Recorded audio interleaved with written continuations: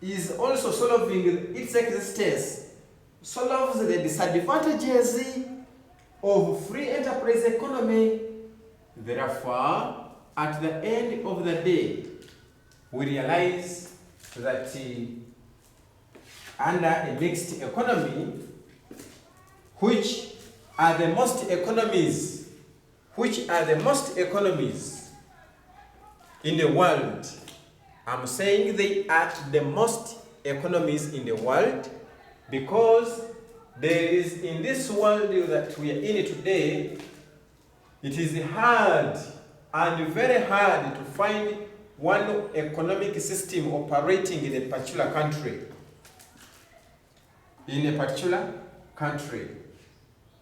Where it happens to be, there are very few.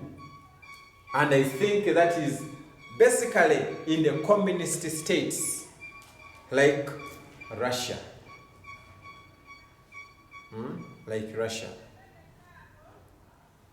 Because even in some other countries, like in Africa here, where we also somehow, somewhere, tend to have some kind of socialism, in East Africa here, we also have at least one country where people are not allowed anyhow to own certain resources.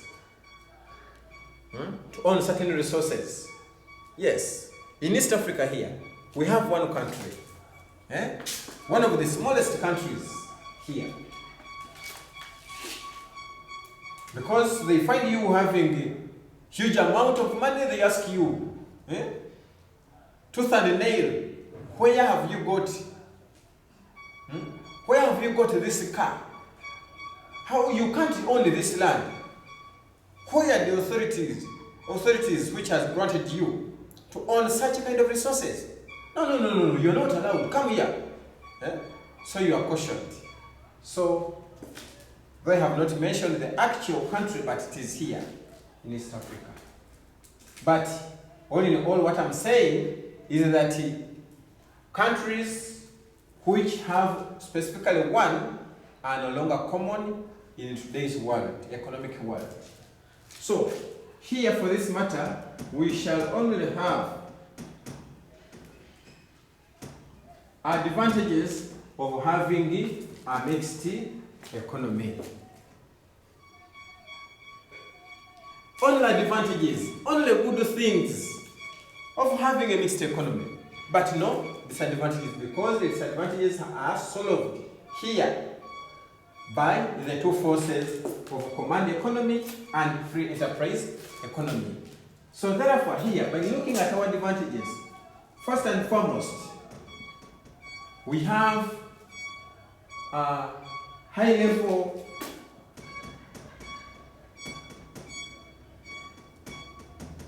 of employment.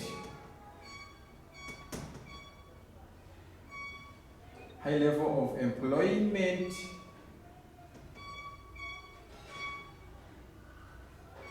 High level of employment creation. High level of employment creation. When the government is engaging in its own production ventures, it employs individuals. Also, on the other hand, when the private individuals are also engaging in their own production, increasing on the scales at which they are producing, given the profit motive, they employ who? They employ the citizens. They employ the local people, thus creating employment opportunities for the public. Yes. Two, we note that when the government is producing alongside the private individuals, the private firms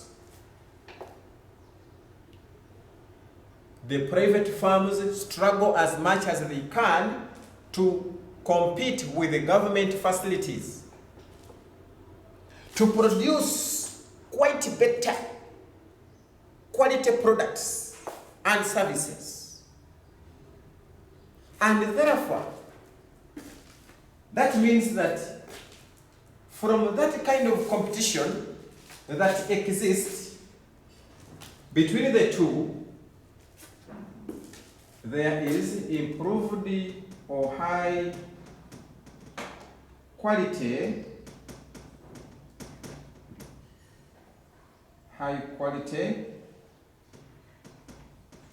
goods and services produced.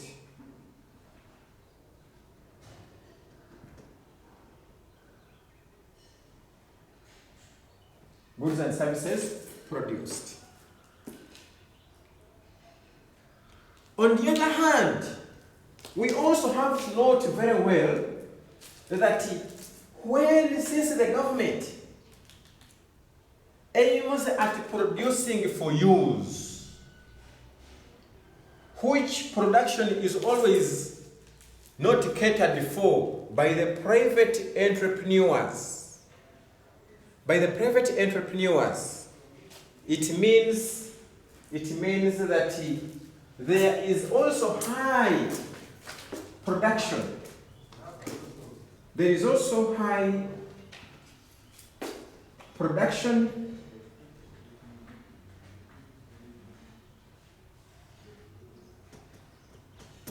of public utilities.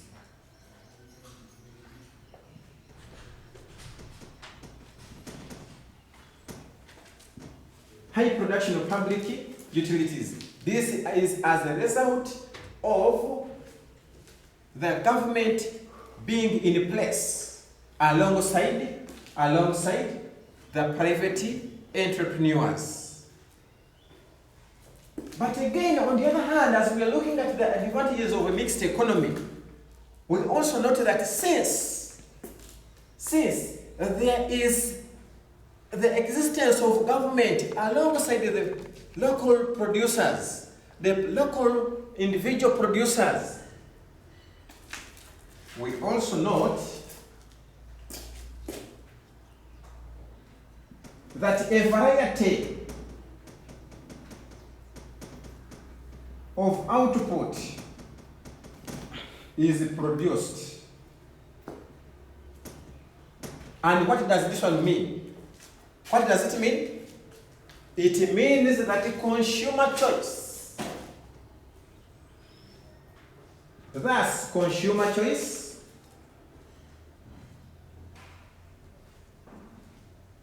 is adhered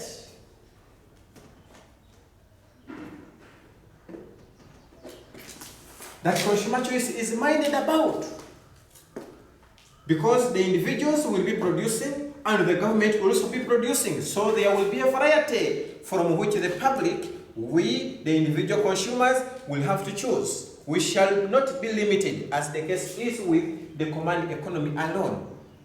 So that one becomes a very significant advantage of having both the private enterprise and the command economy existing concurrently in a given economy.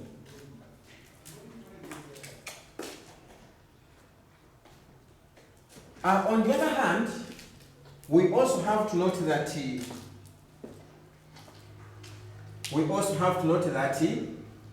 there is no wastage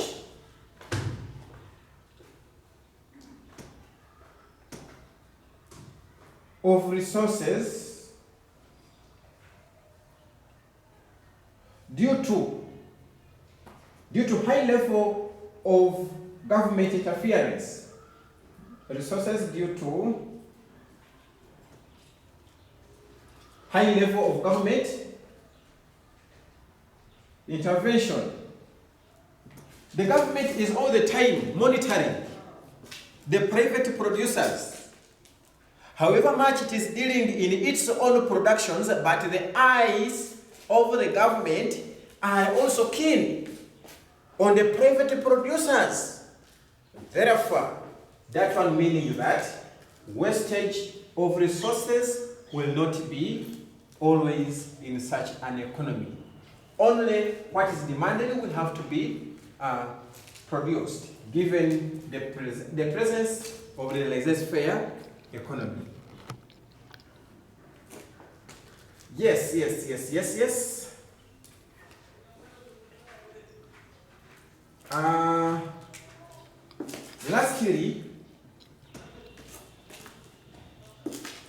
Lastly, monopoly tendencies.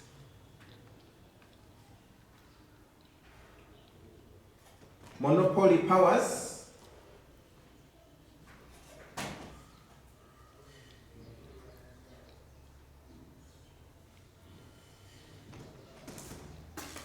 Will be restricted. Monopoly powers will be restricted in the sense that due to the existence of the free enterprise economy, where we have a free interplay, free entry and exit, and the government is also alongside that very production, it means that we cannot have one producer. Even when others are outcompeted, but at least the government will remain there, alongside with the other competitor in the private sector or in the other individual who is engaging in that kind of production. Therefore, monopoly tendencies will not exist. Monopoly tendencies will not exist.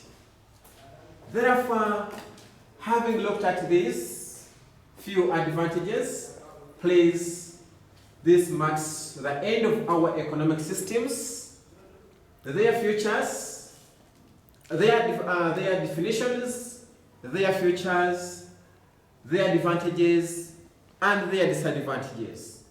Therefore, in a couple of time, please, let's meet for another subtopic under introduction to economics.